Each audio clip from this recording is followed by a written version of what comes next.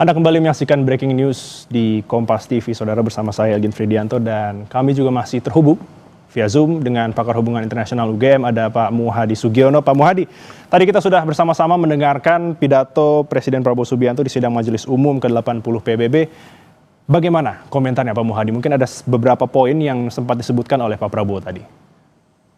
Ya, saya kira ini satu hal yang menarik ya, setelah sekian lama kita tidak punya pemimpin yang hadir di sini, dan forum ini adalah forum yang sangat luar biasa karena dia adalah forum tahunan di mana para kepala negara punya kesempatan untuk melakukan diplomasi secara multilateral. Ini forum multilateral pada tingkat yang paling tinggi yang dihadiri oleh para kepala negara.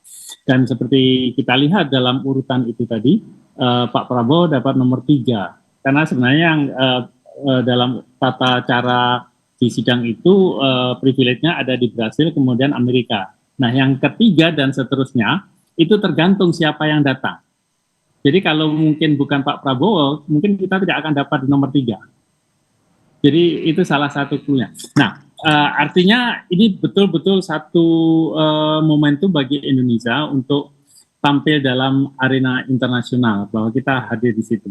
Nah, yang penting lagi adalah ini adalah momen 80 tahun PBB.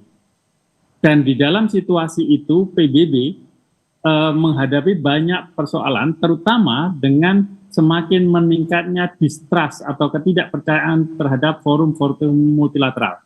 Sebelum Pak Prabowo berbicara, kita dengarkan tadi Presiden Donald Trump dalam pidato setelah 80 tahun ini kehilangan kepercayaan, maka pidato Pak Prabowo mengindikasikan bahwa Indonesia yang dulu sangat terbantu dengan adanya PBB, sekarang waktunya Indonesia akan membantu untuk mempertahankan multilateralisme yang menjadi esensi dari PBB itu. Nah, itu digunakan oleh Pak Prabowo untuk mengatasi berbagai persoalan, termasuk salah satunya adalah persoalan Palestina, kemudian mengatasi persoalan-persoalan dalam hubungan sosial antar umat manusia yang ditandai dengan kebencian dan kekerasan dan seterusnya. Baik, Pak Muhadi, tapi maaf saya potong, Pak Muhadi, terkait dengan pidato yang disampaikan oleh Presiden Prabowo tadi terkait dengan sikap terhadap kekerasan yang dilakukan di Palestina, apakah menurut Pak Muhadi ini sudah cukup tegas disampaikan oleh Presiden Prabowo? Apakah sesuai ekspektasi?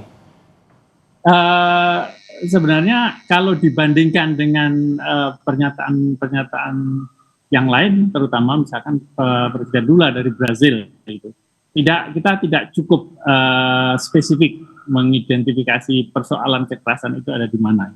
Pak Prabowo menyampaikannya secara lebih general ya, bahwa Indonesia mengutuk semua bentuk kekerasan dan seterusnya. Sementara Presiden Lula secara tegas mengatakan bahwa Brasil akan mengikuti Afrika Selatan, membawa persoalannya ke ranah hukum.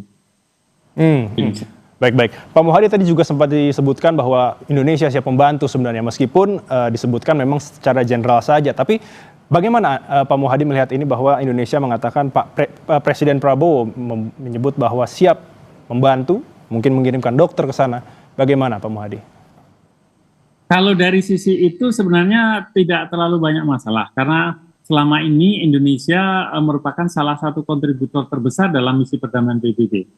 Nah, di dalam data terakhir ini 2025 itu Indonesia menempati urutan kelima dari negara-negara yang berkontribusi personel yang dikirimkan dalam misi-misi PBB. Dan Indonesia sendiri oleh karenanya memiliki fasilitas dan prasarana untuk melatih para personel yang akan dikirim ke dalam misi-misi PBB itu, baik oleh militer, kemudian Polri ataupun warga sipil. Baik. Pak Muhadi, lalu bagaimana terkait dengan pengaruh Indonesia untuk mendorong kedamaian di forum PBB ini, perdamaian?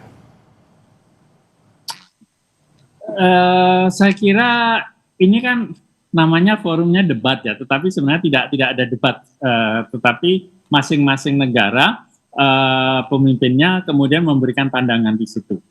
Nah, ini tidak akan menghasilkan keputusan yang mengikat, yang legally binding, gitu ya. Tetapi ini akan memiliki implikasi yang cukup signifikan secara moral. Kalau misalkan semua pemimpin ini misalkan sebagian besar itu memiliki visi yang sama tentang apa yang terjadi dan bagaimana persoalan ini bisa diselesaikan, maka itu akan menjadi otoritas moral yang cukup tinggi, yang mungkin akan berpengaruh terhadap perilaku politik, termasuk negara-negara besar. Misalkan ketika semua negara, hampir semua negara mulai mengarah pada satu kesepakatan two-state solution. Amerika kan sudah mulai melunak dengan cara dia mendatangi negara-negara Arab, negara-negara Islam termasuk Indonesia untuk menawarkan proposal. Nah, ini adalah ruang yang sudah mulai terbuka untuk negosiasi yang tadinya Presiden Trump itu sangat anti dengan two-state solution. Baik, Pak Muhadi, kalau bicara mengenai perubahan yang paling realistis yang terdekat mungkin setelah sidang ini dilaksanakan untuk Palestina, apa kira-kira? Ya, apa yang paling dekat adalah kemudian berdasarkan kesepakatan itu, maka kemudian perlu akan proses spesifiknya mungkin ada di proses diplomatik ya, di PBB. Tetapi saya kira yang akan disiapkan oleh PBB adalah menyiapkan infrastruktur bagi sebuah negara merdeka. Seperti dulu Timur Leste misalkan, ketika dia memperoleh kemerdekaan kan PBB membantunya untuk bisa berdiri. Dan ini yang perlu dilakukan oleh PBB. Baik, terima kasih Pakar Hubungan Internasional UGM, Bapak Muhadi Sugiono. Tentunya apa yang diharapkan mungkin seluruh masyarakat yang ada di dunia ini untuk menghilangkan yang namanya kebencian terhadap manusia ini dapat terrealisasi dengan baik. Terima kasih sekali lagi Bapak Muhadi Sugiono. Selamat beristirahat, Bapak. Selamat malam. Baik, saudara, demikian Breaking News Kompas TV. Tetap saksikan program-program Kompas TV berikutnya. Saya Gin Fridianto pamit. Sampai jumpa.